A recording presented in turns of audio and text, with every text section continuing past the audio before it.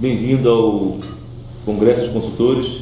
Nós estamos aqui hoje com o Dino. Dino, obrigado por aceitar o nosso Obrigado convite. pela oportunidade. Está participando aqui desse nosso evento. É um prazer.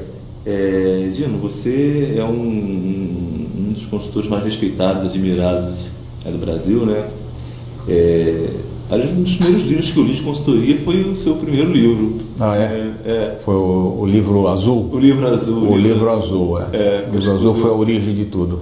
Acho que quando eu pensei lá atrás, né? Tem quantos anos esse livro? Esse livro deve ter uns 15, 16 anos, o primeiro livro. Acho que lá atrás, quando eu comecei a pensar em fazer consultoria, se não me engano, esse seu livro foi o primeiro livro. Então foi interessante isso. Que eu li, né? Então, assim, é um grande prazer realmente estar com você aqui hoje, né?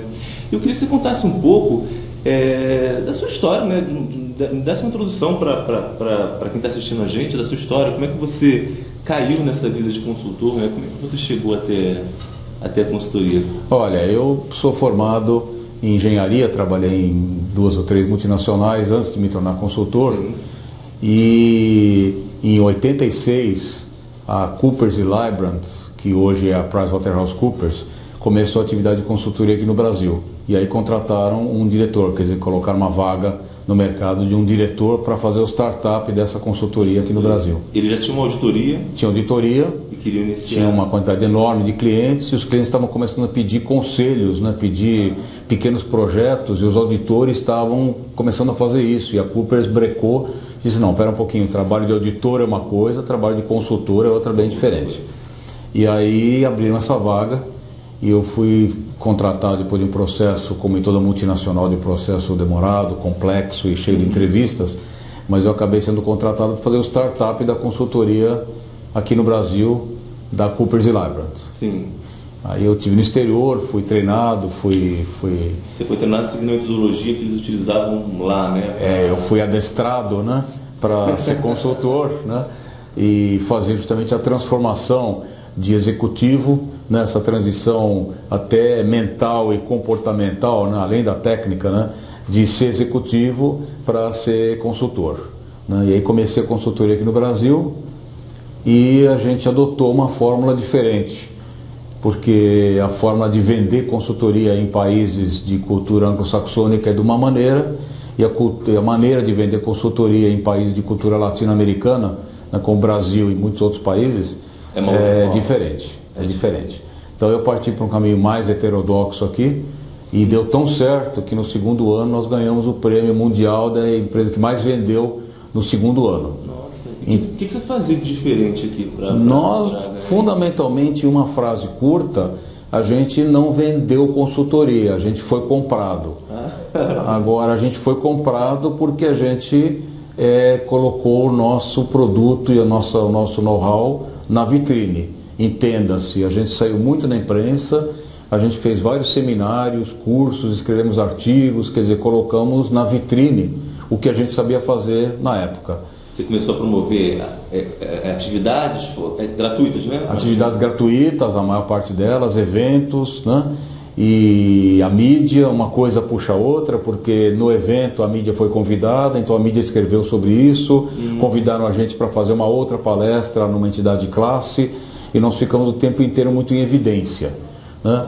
E por estar em evidência, o mercado começou a procurar a gente, as empresas começaram a ligar para a gente e pedir para a gente fazer uma visita técnica, e assim que surgiram as primeiras grandes vendas. Nossa, né? E foram vendas importantes, e assim eu descobri que, né, o método é um pouco diferente. Eu vejo assim, então você foi o pioneiro do que a gente chama hoje de marketing de conteúdo, né? Isso, exatamente. Hoje tem um nome bonito para isso, na época chamava assim, quem não aparece não vende, né? Ou consultoria não se vende, consultoria tem que ser comprado. Né? Em palavras mais simplórias, mas no fundo é isso. Né? Verdade. E aí a Coopers viu que esse modelo funcionava e eu passei a fazer isso em outros países, que parti para uma carreira internacional dentro da Coopers e fazer o startup em diversos países da América Latina, até que a Coopers percebeu que essa maneira de fazer funciona bem também em países de cultura latina na Europa. Então eu fui fazer o startup em Portugal, na Espanha e na Itália, né, que são países iguais aos nossos do ponto de vista cultural. Né? Mais avançados, europeus e tudo, mas em termos de comportamento muito parecidos. Aí você começou então a formar consultores da empresa em outros lugares do mundo, ensinando a fazer aquilo que você tinha feito com muito sucesso aqui no Brasil. Então o meu métier acabou sendo dirigir a empresa do Brasil, já tinha então uma equipe bastante bem montada aqui no Brasil. Sim. E fazer o startup aí pelo mundo afora, né? Então me tornei justamente um iniciador de consultorias, um formador de consultores, né? Um instrutor de consultores, um coach de consultores. Na época a palavra coach também não existia, mas o que eu fazia no fundo era coaching das equipes de consultoria pelo mundo, né? E me fala uma coisa, assim, você saiu de lá e foi ser um consultor independente, né? Como é que foi essa transição? Essa transição... Por que largar uma carreira de tanto sucesso, que tem então imagina que vai ser muito bem remunerado, inclusive, né? Uma vida que muitas pessoas gostariam de ter, né? Que você fala assim, não, eu estou viajando o mundo inteiro, tem gente que... tem muita gente que de repente sonha até com uma carreira dessa, né? O que faz um homem numa posição dessa, que está bem sucedido, acredito que realizado até certo ponto, né? Sair tudo e vir para e enfrentar uma carreira de consultoria solo? À medida que a gente vai subindo na carreira e vai tendo mais clientes e mais demanda, enfim, a demanda pessoal sobre a demanda da empresa, do mercado, sobre a gente começa a crescer muito, né? A gente começa a ter dias que não são dias de 8 horas, são dias de 30 horas, né? Tirando a brincadeira de lado, porque isso todo mundo diz, mas são efetivamente dias de 15, 16, 17 horas de trabalho, entre ir para o aeroporto, voltar do aeroporto e preparar a palestra no dia seguinte, preparar a proposta e tal. E como empregado, né, quer dizer, eu era sócio da Coopers nessa altura, né, mas a gente trabalha numa corporação, né? Isso, para quem está nos ouvindo sabe bem como é que é, né? Trabalhar numa corporação, ganha-se muito bem, mas a gente precisa vender a alma junto também, né? Isso significa que os horários são todos fixados pela empresa, e eu não vou dizer que a empresa esteja errada, é um modelo de vida, é um modelo de vida. Mas chegou num ponto em que eu achei que a felicidade não está só na conta bancária, a felicidade também está em outras questões, né? E olhando um pouco para a vida como um todo, eu tomei em algum momento da minha vida a decisão de me tornar um consultor independente. Nesse meio tempo, eu ainda me licenciei da Coopers e fui presidente do Inmetro por 1 ano e meio, então trabalhei no governo, fui cliente de consultores, né? Às vezes brinco, eu fui também vítima de consultores, né? Cliente de consultores, né? E aí, com toda essa bagagem, experiência diversificada, eu cheguei num ponto da vida em que eu achei que uma carreira independente e, portanto, ser dono da minha vida, da agenda minha, dos horários, era interessante. E eu tinha já uma certa notabilidade, vamos dizer, no mercado, então me deu segurança de partir para uma carreira solo. E eu tinha alguns clientes que me disseram, olha, se você vier aqui propor o trabalho pela empresa, a gente não quer ficar muito caro e tal, mas se você vier fazer o trabalho, independente, você pode começar no dia seguinte aqui, que nós estamos precisando da sua especialidade. E aí eu parti para uma carreira solo, já com 2 clientes na mão, né? E depois então as coisas começaram a andar, que foi um pedaço da minha atividade de hoje, que é projetos, né? Fazer projetos de consultoria como os que nos estão ouvindo agora. Né? Você falou uma coisa interessante, né? Porque a gente conversava há pouco, eu queria que você falasse um pouco mais sobre esses papéis que o consultor pode exercer, né? Porque tem gente que acha que consultor é só dar treinamento, ou só executar alguma coisa temporariamente, né? E você tem uma visão muito interessante sobre o que você faz um pouco disso, né? Quais são os papéis que alguém que está ou iniciando a carreira, ou já está, de repente, exercendo um desses papéis, mas não sabe que poderia exercer, ou não sabe pelo menos como poderia exercer outros papéis, que você faça um pouco sobre isso. Olha, os consultores podem ocupar, ou podem desenvolver trabalho de umas 9 maneiras diferentes. Tem 2 consultores americanos, um chama Kiel e outro chama Meledon, que até colocaram isso numa matriz, né?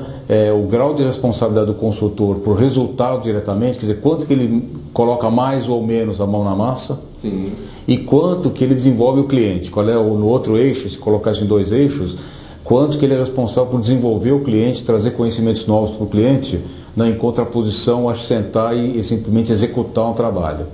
Eles desenvolveram vários papéis, para não falar de todos eles, mas os papéis mais importantes. Um deles é o consultor que executa diretamente o trabalho, quer dizer, o consultor que chega no projeto, ele não dá grandes conselhos, não treina ninguém, ele vai lá, entende o problema, senta e resolve. Né? É um consultor especialista. É um especialista. Especialista. Executor. Né? Então, começo, meio e fim, recebe seu honorário e vai embora. Deve ser muito indicado para pessoas que têm uma expertise muito grande em alguma área. Muito técnicos. Muito né? técnico. É justamente o papel deles. Né? Depois tem um outro tipo de papel, que é o papel de instrução, por exemplo. Então, são consultores, são especialistas, são profissionais que atuam como consultores. Porém, o papel deles é muito mais de facilitador em grupos de trabalho. Sim. Ou de um instrutor, quer dizer, consultores que vivem basicamente de instruir, dar aulas, né? E formador de multiplicadores, que é um estágio além. Quer dizer, além de ele conhecer bem o assunto, ele precisa saber treinar multiplicadores numa empresa de grande porte, por exemplo, que está treinando hoje 25 multiplicadores de um novo conceito, de um sistema novo, e que vão, por sua vez, treinar 850 ou 1000 pessoas. Ele precisa ser muito bom no assunto e muito bom em transmitir a esses multiplicadores como que eles vão treinar. Isso é um desafio, né? Porque às vezes a pessoa ela tem um conhecimento, até tem aquele conhecimento, mas ela não é bom de fazer isso, não é boa de fazer essa passagem, né? Tem gente que está nos ouvindo que nasceu para isso. Quer dizer, adora fazer treinamento, adora estar falando em público, se comunica bem. E tem gente que está nos ouvindo que com certeza tem um horror, né, de falar para 2 pessoas, quanto mais para 10, então para 50 seria um pavor total. Então não é a praia dele são outros papéis. Né? Um outro papel é o papel de parceiro, segundo a denominação que está no meu livro, nos meus cursos também eu uso muito essa expressão, é o consultor parceiro. É aquele consultor que está frequentemente numa determinada empresa e participa de várias frentes, algumas frentes no sentido mais operacional, algumas mais aconselhando, mas é o consultor que praticamente já faz até parte algumas pessoas até acham que ele faz parte do quadro da empresa, porque ele está lá 3 dias por semana, 4 dias por semana, envolvido em muitas coisas. É uma espécie de assessor de alguém da alta direção? Pode ser, ou de um departamento qualquer. O contraponto, quer dizer, o ponto a favor é que para o consultor facilita muito a vida, porque ele não tem que atender vários clientes, ele está concentrado num cliente só. O que é exatamente um risco para o consultor e para a empresa. Porque um consultor que está só numa empresa, ou está só em 2 empresas o tempo inteiro, primeiro que perde essa visão de mercado, que é uma grande vantagem que o consultor traz para uma empresa. De trazer uma visão diversificada, né? Quando vem para a empresa, traz uma visão de vários lugares diferentes, porque durante a semana ele passa em vários lugares diferentes. Se ele está na mesma empresa, ele começa a ficar muito bitolado naquele assunto. Verdade. E para ele é um risco, porque se a empresa decidir baixar um pouco as horas, ou reduzir o projeto, até parar o projeto, por a ação da consultoria por alguns meses, ele tem todo o trabalho dele concentrado num lugar só. Ele se acomodou ali, né? Isso não é uma coisa boa. Se acomodou, ele não tem nada plantado numa situação dessas que acontece com frequência. E é uma coisa que deve conflitar um pouco, né? Porque ao mesmo tempo em que a pessoa tende a querer algo que seja fixo, estável de alguma forma, você tem um contrato que dá lá uma garantia, o cliente paga X reais por mês, ele me garante. Ao mesmo tempo, se ele se acomodar nisso, ele corre o risco de hora que a vaquinha morrer ali, né? O contraponto, vamos dizer, a maneira de contornar isso é trabalhar, que é um outro papel, que é o papel de assessor. Então, assim, ele tem uma frequência planejada já na empresa, mas não é essa frequência do parceiro, que está lá muito frequentemente. Ele tem X horas por semana, ou X dias por mês, que ele está numa determinada empresa. Né? Assim como ele tem esses mesmos X dias em 2, 3, 4 outras empresas, que é o melhor dos mundos. Que é começar o dia primeiro, né, sabendo que você tem 8, 9, 10 dias já compromissados com diferentes clientes. Né? Isso te traz uma receita, que de preferência é uma receita que te cubra todo o custo fixo que você tem como consultor, como consultoria, ou como uma consultoria independente, ou como uma empresa pequena de consultoria. Entendi. E tem mais algum papel que você acha que vale a pena a gente falar? E tem o papel que a gente pode talvez chamar de conselheiro, que ou é um conselheiro informal da alta direção ou da gerência de determinados departamentos, né? O papel dele não é executar, o papel dele justamente é de trazer ideias de fora o tempo inteiro, questionar ideias que a empresa tenha, mas no papel de conselheiro informal, como eu disse, e tem muitos consultores que partem depois de algum tempo e com bagagem para isso, para conselho de administração. Né? Existem muitas empresas que procuram incorporar nos seus conselhos de administração um consultor. Por quê? Porque o consultor traz uma visão muito diversificada. Sim, faz sentido, e eu já tive 3 vezes um papel desses, né, onde uma empresa me convidou para participar do conselho de administração pela visão ampla de mercado que então na época eu tinha, né, numa determinada área de atuação desse grupo empresarial. Entendi. Né, que pode ser uma evolução interessante da carreira também. Né? Legal. Esses são os papéis, eu diria que os papéis mais importantes, mas não é só conduzir projetos, né? Você percebe? Tem várias maneiras diferentes. O que a gente faz, na verdade, não é... A gente ouve muito assim, a gente vende conhecimento. A gente não vende conhecimento. A empresa não está disposta a pagar pelo conhecimento, ela está disposta a pagar para alguém que venha trazer solução, resultado, através de um conhecimento que você tenha. Ok, meio, né? Mas não é conhecimento que a gente vende. A empresa paga para você trazer um resultado, é custo-benefício. Eu vou te pagar X para você me trazer um benefício Y qualquer. Mas é muito interessante você estar falando. Você sabe que outro dia eu estava acompanhando uma discussão no LinkedIn e onde se falava assim, né, de horas, de preço de horas de consultoria, e aí o cara tinha um que falava assim, mas eu aqui na Bahia X horas, né, não sei onde X horas. E eu percebo que as pessoas ficam tão preocupadas ali com a questão do tempo que elas estão alocando em si. E essa empresa não paga, né? A gente está um pouco mais tempo nessa vida, a gente vê que a empresa não está pagando pelo tempo que você está ali. Ela quer o resultado daquilo que você está disposto a oferecer. Né? É outro tema que nos cursos que a gente dá sempre toma pelo menos 1 hora, 1h30, essa questão de precificação, né? É um tema muito incandescente, né? A precificação, quer dizer, quanto, né? E também na precificação como cobrar, né? Porque tem também umas 5, 6 formas diferentes de cobrança. Então, de maneira assim sintética, uma forma é a forma por hora. O consultor cobra X por hora. É um jeito muito comum que se ouve muito falar. Eu também cobro muitas vezes por hora e a gente sabe que é uma maneira muito usual. Agora, a gente pode cobrar um preço fixo, a gente pode cobrar um valor fixo. Pelo projeto, pelo resultado prometido. A gente pode estar cobrando por porcentagem de resultados. E agora, como eu já falei de 3, quer dizer, fixo, porcentagem de resultados e por hora, dá para combinar isso. Que dá para ter um fixo mais um tanto pela porcentagem. Dá para pelo resultado alcançado. Pode ser tanto por hora, dentro de uma faixa de horas que o cliente já concorde em pagar, quer dizer, até tantas horas você pode ir prestando serviço, mais um tanto no variável. Né?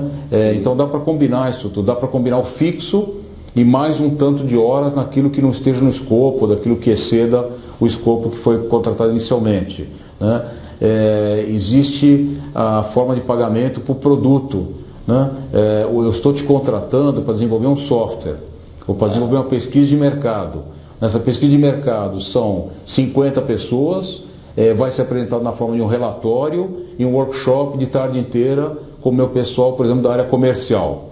Ok, esse é o produto, não tem muita dúvida. Eu tenho que ir ao mercado, falar com 50 pessoas, fazer um relatório e fazer um workshop de uma tarde, quer dizer, não há dúvida nenhuma.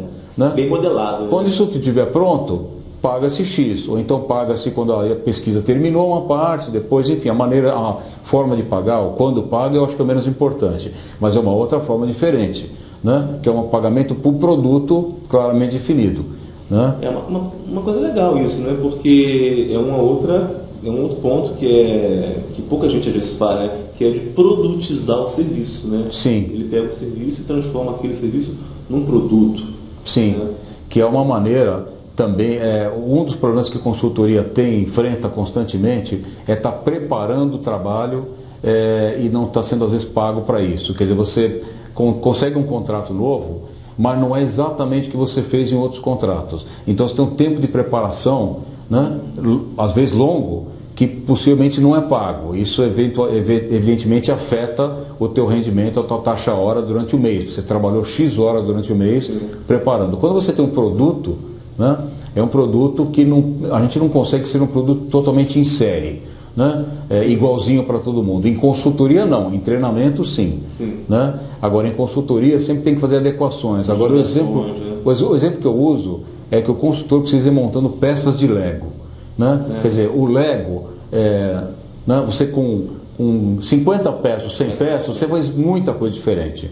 Consultor que tiver uma ferramenta para isso, uma ferramenta para aquilo, um instrumento, quando eu digo ferramenta, é um checklist, um workshop, uma apresentação, né? Uma forma de relatório, um jeito de fazer um determinado gráfico, né? Já pensou nisso, já gastou tempo uma vez, né? Não é que ele vai fazer igual para outro cliente, mas o know-how para transformar uma informação num gráfico e numa explicação que alguém entenda, não precisa inventar isso toda vez. Uma vez que foi inventado, é uma ferramenta, eu posso usar isso em situações diferentes.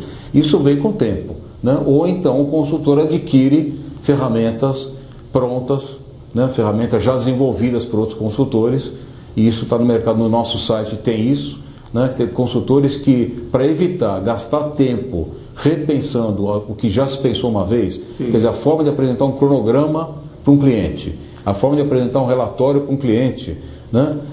Depois que você consegue uma maneira eficaz, né? Você vai usar isso como uma pecinha de Lego. Então, quando entra um projeto que aparentemente é muito diferente dos outros, ele em boa parte são as peças de Lego que você já tem. Encaixando aquilo. E depois tem que inventar mais umas 4 ou 5 peças de Lego para montar aquele projeto. Mas não é que todo projeto tem que ser completamente desenvolvido do zero, porque senão você não consegue um rendimento razoável das suas horas ou do seu tempo disponível durante o mês. Faz sentido, completo sentido. Gino, você comentou uma coisa comigo também há pouco que eu achei muito legal do trabalho que você faz, né? Que é aconselhamento de coach de executivos, né? Que estão aí num momento de transição, né? Quer dizer, a pessoa está empregada, está saindo, inclusive você tinha algumas empresas que parece que te contratam, né? Sim. Para poder ajudar esses executivos a fazer essa passagem aí, né? Me fala um pouco disso, né? O que você tem visto por aí, né? Como é que você vê esse mercado? Porque a gente tem a sensação que eu tenho lá no Instituto, a gente também acaba observando isso até pela quantidade de pessoas que vêm perguntando mais, se interessando mais pela área de consultoria. E tem uma parte lá que são muitos executivos que estão saindo de empresas e querendo entrar nessa área. Como é que você vê isso, né? Como é que você vê isso? Como é que você vê? A gente sabe que não é uma coisa tão simples, porque às vezes ele sabe conhecimento técnico, mas ele não sabe ser consultor. Sim. Porque ser consultor envolve outras habilidades, né? Como é que você vê isso com essa tua experiência, passando por lidando com esses executivos, com essas empresas? Como é que você enxerga isso tudo? Olha, tanto na minha atividade de coaching, justamente a minha atividade profissional hoje está muito, muito focada em suporte de várias formas a profissionais que atuam como consultores, né? Então isso se traduz no nosso site, que é o consultores.com.br. Lá tem muita informação, né? Nos cursos que eu já mencionei, a gente tem cursos aí, nós estamos na versão 130, na edição 130 desse curso agora, é o primeiro curso que teve no Brasil, né? Tem sempre 25, 30 participantes, muitos executivos justamente nessa situação, e a outra tem os livros meus e tem o coaching. O coaching, a minha experiência é assim, eu tenho normalmente de 8 a 10 coaches ao mesmo tempo. Significa que alguns estão terminando o trabalho comigo e já tem sempre alguns começando. Então, em média, eu tenho 10 clientes de coaching simultaneamente. Só te interromper só um minutinho. Normalmente, quem te contrata para isso? É a empresa ou é o próprio profissional? São as duas formas. Tem profissionais que me conhecem no mercado, resolvem voltar sua carreira para consultoria, então me procuram para fazer esse trabalho. E eu trabalho através de empresas de outplacement, principalmente, que fazem os primeiros testes com os seus assessorados que acabaram de chegar na empresa, né, de outplacement, saíram da empresa onde estavam, eram executivos de nível médio para alto, quer dizer, gerência geral, diretoria, presidência de empresa, tem alguns presidentes de empresa, e se defrontam, por exemplo, com a questão da idade.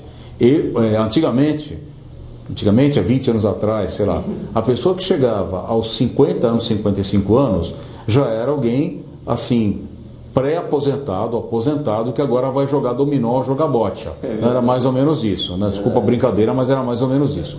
Hoje a pessoa com 50, 55 anos, 58, 60 anos, está no pico, às vezes, do seu desempenho profissional, tem toda a bagagem e tem toda a energia, e às vezes tem toda a inovação na cabeça, quer dizer, não está nem pensando como se pensava 10 anos atrás, ele pensa daqui a 10 anos. Mas as empresas não querem empregar pessoas com 50 e tantos anos de idade. Então ele se defronta com essa primeira barreira. Com essa primeira barreira, né? Essa é uma das situações bastante típicas.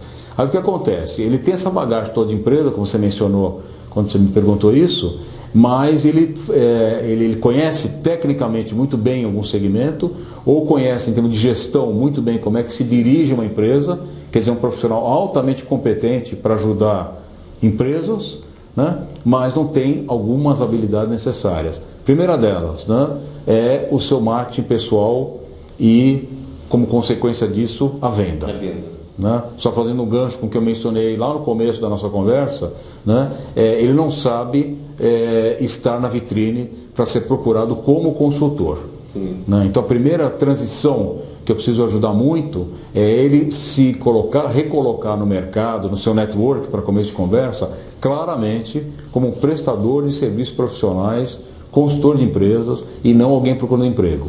Você começa ajudando ele, e até se a gente pudesse dar um conselho para algum executivo ou alguém que está querendo, a gente sabe que tem muito executivo que está acompanhando a gente, até porque está pensando em passar por esse processo, né, entrar. Então eu posso dizer que o primeiro conselho que você daria seria que começasse a identificar formas dele se colocar na vitrine. Na vitrine de maneira clara, com foco claro. Porque assim, eu me tornei consultor. Tá, mas assim, no quê? Como é que faz isso, Gino? Olha, normalmente eu trabalho com eles, um exercício que eu proponho, a gente trabalha isso junto, que é um exercício de foco. Quer dizer, o que você sabe fazer? Bom, vem uma lista desse tamanho, eu sei fazer ao longo, imagine, 20 e tantos anos, né? Então tem muita experiência. Agora tem uma segunda questão, o que você gosta de fazer? Né? Porque que momento da vida em que a gente vai começar a priorizar o que a gente gosta de fazer, né? Às vezes a gente faz o que sabe fazer, mas não necessariamente gosta de fazer.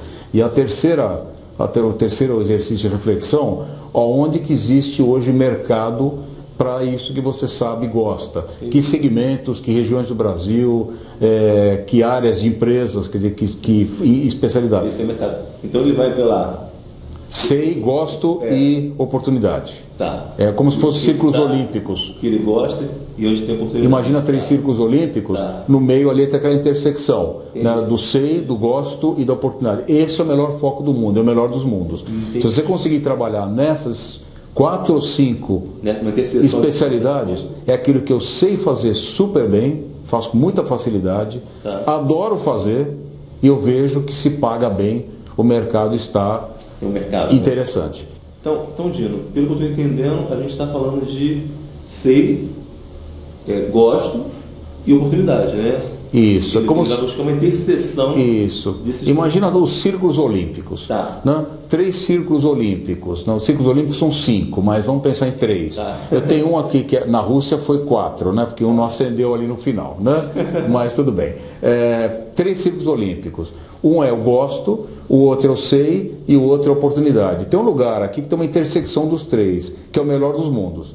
É aquilo que eu sei fazer muito bem, faço com facilidade, adoro fazer, né? E também vejo que o mercado hoje está pagando bem por trabalhos desse tipo. Né? Então, quando a gente é, por exemplo, empregado, está procurando emprego, a gente procura emprego perto de casa. Eu sei que quem está nos ouvindo está no Brasil inteiro, mas a gente, intuitivamente, até por ter família e ter vínculos, a gente procura um outro emprego, se for o caso, perto de casa. Em consultoria não existe isso. Em consultoria, no mínimo, a gente pensa em mercado brasileiro, quando não pensa em prestar serviços fora do Brasil.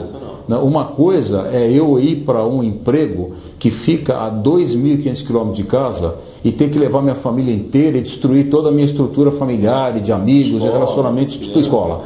A outra coisa é aquilo que nós vivemos no dia a dia, e quem é consultor e está nos ouvindo sabe disso, e quem não é, talvez vai ter uma ideia nova, né? Uma visão nova. A outra coisa muito diferente é passar 4 dias a 2.000 quilômetros de casa, 1 semana e meia, 2, em casa, 4 dias num outro lugar longe de casa, e aí ter oportunidade de trabalho o tempo inteiro, quer dizer, ter trabalho o tempo inteiro. E o que eu fiz a minha vida inteira foi frequentemente levar a família para essas viagens curtas. Quer dizer, eu vou para um lugar interessante. Você leva a família? Eu fui na terça. Fiquei terça, quarta, quinta e sexta nesse trabalho. Talvez só terça, quarta e quinta. Na sexta-feira, como eu sou dono da minha agenda, da minha vida, eu tirei a sexta-feira. A minha família chegou na sexta-feira à tarde. Passamos sexta, sábado, domingo em algum lugar que é interessante e voltamos todos juntos no domingo. Legal. Então, inclusive, para a família até para a família aceitar essa vida nova de que o papai está viajando com frequência, bom, muitas vezes o papai leva a gente. Eu tinha crianças pequenas, né? Boa, excelente. É um modelo de vida muito diferente do executivo que trabalha todo dia no mesmo lugar. Claro, ele viaja pela empresa também, né? Mas eu transformei a minha vida em alguma coisa que foi prazerosa para mim e foi prazerosa para a família também. Então, uma vez que o domínio da minha agenda ficou na minha mão, eu fiz da agenda aquilo que foi o melhor possível para todo mundo, né? Agora, voltando à questão do executivo, né? Na hora que ele encontra esse foco, ele fala, tá, eu vou ao mercado, mas com 5 especialidades específicas. Eu quero ser comprado, procurado nessas 5. Porque se ele disser para o mercado, eu sei fazer um monte de coisas, ele vai acabar sendo procurado constantemente em alguma coisa que ele não gosta muito, que não paga muito bem, ou que ele não sabe muito bem, né? Então ele precisa ser claro, quando disser ao mercado, eu decidi voltar a minha carreira para consultoria, vírgula, focada em 1, 2, 3, 4, 5 especialidades, não em 22. De preferência 3 ou 4, que é aquilo que eu quero. É um posicionamento. É nisto aqui que eu quero ser conhecido, reconhecido, procurado, comprado, pago e assim por diante. Né? E é a única maneira que eu vejo de realmente poder ser bem pago. Né? Porque senão ele até pode fazer. E naquilo ele é reconhecido como um consultor muito bom naquilo. Né? Eu vou fazer uma pausa nesse ponto que você está falando, porque é um outro desafio também, né? A gente vê que a maioria das pessoas, quando vai prestar consultoria, tende a acreditar que quanto mais coisas você vai fazer, é como se fosse um supermercado, né? Um shopping, né? Então, peraí, quanto mais produto eu tiver para oferecer, mais fácil vai ficar para poder vender isso, e não é a melhor alternativa, né? Não, eu acho que dá tiro, como aquelas armas que dá o tiro de chumbinho, né? São pequenos chumbinhos que vão atingir uma área grande da árvore e talvez você pegue alguns passarinhos ali. Né? Acontece que em consultoria, né, hoje o mercado já está muito profissionalizado, então você precisa estar muito bem focado e muito especializado e muito bom naquilo que você faz, né? E dispersar energia, né, e dispersar sua imagem em muitas especialidades diferentes. O mercado não lembra de genéricos, o mercado lembra de quem é bom em determinadas especialidades, né? Ainda que sejam especialidades tipicamente generalistas. Uma coisa é ser genérico, outra coisa é ser generalista. Um dirigente de empresa que vai fazer, por exemplo, um aconselhamento, coaching, um trabalho executivo, né, onde o assunto é gestão geral de uma empresa, ele precisa entender de supply chain, logística, produção, vendas, marketing, finanças, enfim, do todo. É um especialista em gestão. Ele é um especialista em gestão, ok, mas ele é um especialista em gestão. Ele não é um genérico. Você diz assim, no que ele é consultor? Num monte de coisas. Ninguém contrata consultor que é bom num monte de coisas. Né? Verdade. Então esse acho que é um ponto. E a outra questão para os executivos ou para os profissionais que estão numa carreira CLT e resolvem ou desviar a carreira para a consultoria ou por conta de fatores de mercado partem para a consultoria, é a questão do relacionamento depois com os clientes. Uma coisa é quando você está no comando e num certo ponto você determina que alguma coisa seja feita até um certo prazo para a sua equipe de trabalho. A outra coisa é fazer acontecer quando você não está no comando, que é uma arte que tem que ser desenvolvida. Arte mesmo, né? E influenciar pessoas. E aí um sofrimento que alguns executivos têm, eu resolvo isso com uma frase curta, é a perda do poder. Né? Eu já fui executivo, já fui auto-executivo, já fui CEO de 2 ou 3 empresas, e a gente perder o poder é uma transição dura, né? Porque até ontem eu tinha todo um staff que fazia tudo para mim. Agora eu estou no mercado e eu preciso ir inclusive ao banco, eu preciso inclusive sentar no computador e pagar uma conta, quer dizer, não tenho quem faça as coisas. Né? Agora numa empresa, quando eu estou numa empresa prestando consultoria, eu não tenho mais o poder de mandar fazer. Eu tenho que influenciar as pessoas. E aí uma frase que talvez passe confiança para os que estão nos ouvindo, o consultor de empresas, ele às vezes tem mais poder do que os próprios detentores formais do poder. Porque se a empresa contratou um consultor, o respeito pelo que ele vai dizer, pelas opiniões dele é muito grande. Né? É verdade. Agora, precisa tomar muito cuidado também para não usar este poder de influência grande que a gente tem e levar o cliente a caminhos que não são os corretos. Então o consultor não pode achar que alguma coisa pode ser assim, ou vamos falar um português claro, porque todo mundo vai entender, chutar. Né? Porque a empresa confia muito naquela palavra do consultor. De repente ele dá um chute, né? É como se fosse um médico. O médico não pode achar e passar certos remédios e prescrever uma cirurgia enquanto ele não tem absoluta certeza que aquilo tem que ser feito, do diagnóstico. Né? Não, e até por isso que faz diferença se ele for um especialista, porque a curva de aprendizado dele é menor, quer dizer, ele consegue ter mais tempo, mais condição de, em vez de dedicar 20 temas diferentes, ele entender profundamente daquele escopo dele, exatamente. E aí, por isso que a empresa contratou ele, ainda que seja gestão geral. Mas ele é muito focado, então, em entender as nuances da gestão de empresas grandes, ou de empresas médias, ou de empresas familiares. Né? Mas ele é muito focado naquele tema na qual ele foi contratado. Então, a respeitabilidade por ele é muito grande. Portanto, o poder informal dele é muito grande, talvez maior até do que os gerentes e diretores detentores formais do poder. Verdade, né? Verdade. Então, essa é uma outra transição que os ou os atuais que estão nos ouvindo, CLT, né, precisam fazer. E a terceira, talvez, para te dar uma resposta mais completa, é a questão de metodologia. Bom, para te dar finalizar um pouco a minha resposta, ela ficar mais completa, isso é uma questão também com relação à metodologia. Em algum momento, ou bem precoce, ou na conversação com o cliente vai te perguntar: mas como é que o trabalho vai ser desenvolvido? Sim. O passo a passo. Né? Então, os consultores precisam ter um método mínimo, né, de explicar isso para o cliente e também de ter o seu método. De dizer, bom, a primeira coisa que eu realizo é o entendimento das informações e de projetos anteriores já feitos para esse tipo de situação.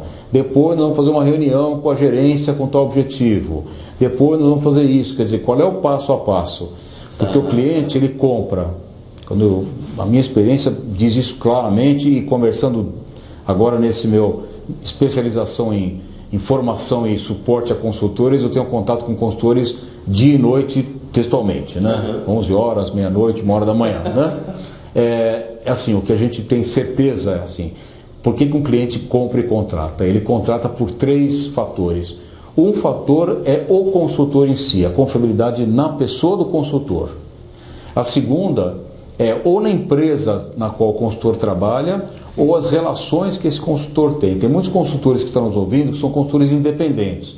Quer dizer, a empresa dele não tem nome ainda, mas ele pode concorrer com as grandes empresas na medida que ele tenha parcerias e tem articulações. Quer dizer, quando ele vai num cliente, ele diz: olha, eu sou um consultor independente, mas eu tenho ligações com empresa A, B, C, D, né, para especializações necessárias quando elas forem demandadas no projeto. Então, o segundo fator é ou a empresa que você representa, ou então as articulações e parcerias que tem. E o terceiro fator, que é o tripé, né, e o tripé é a forma mais estável, né, que existe em termos de geometria, de física, é a metodologia.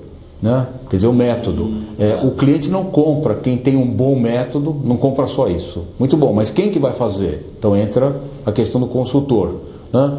Método e consultor já vendem bem. Quer dizer, este consultor que está nos mostrando este método. Agora, estável mesmo é se o consultor pode dizer: olha, além de eu ter um bom método e eu ter lá o meu currículo longo, extenso, etc., né, eu também tenho as articulações necessárias para realizar o trabalho. Se precisar de alguém de informática, de recursos humanos, de motivação, Para complementar, né? eu complemento, não com parceiros improvisados, com parceiros frequentes. Ou nós temos uma empresa que é estruturada e que tem isso tudo dentro da nossa própria estrutura. Entendi. É isso que convence o cliente A comprar. a comprar e a contratar a gente, né? Dino, eu queria te agradecer, né, mais uma vez aqui. Eu acho que você falou aqui hoje as coisas que vão aí poder ajudar muito, não só quem está começando agora, né, nessa área de consultoria, mas também até mesmo profissionais experientes que talvez não tenham tido ainda a oportunidade de, enfim, de saber um pouco mais, de aproveitar um pouco melhor o seu tempo, né, as oportunidades que de repente cercam.